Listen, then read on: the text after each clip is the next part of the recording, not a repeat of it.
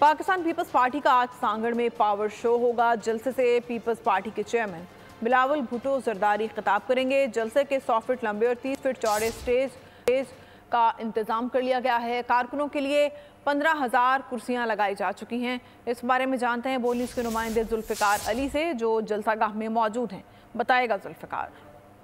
बिल्कुल मौजूद हूँ। आज शहदादपुर के म्यूनसिपल क्रिकेट स्टेडियम में पीपल्स पार्टी के चेयरमैन बिलावल भुट्टो जरदारी अपने उम्मीदवारों की इलेक्शन कैंपेन के सिलसिले में आज शाम यहाँ पर एक जलसे आम से खिताब करेंगे। यहाँ पर अगर मेरे कम में देखेंगे कि यहाँ पर जो मकामी इंतजामिया है पीपल्स पार्टी की, उनका कहना है कि यहाँ पर 15,000 कुर्सियाँ लगाई गई हैं और जहाँ पर कारकुनान बैठेंगे और अपने कायद का खिताब सुनेंगे। यहाँ पर इस वक्त अगर बात की जाए स्टेज की तो 100 फुट लंबी यहाँ पर जो है स्टेज बनाई गई है। जो इस स्टेडियम के जो स्टैंड्स होते हैं उनको स्टेज बनाया गया है। यहाँ पर कारकुनान मकामी मौजूद हैं, वो तैयारियों में मसरूफ हैं। उनसे पूछेंगे क्या कहते हैं वो।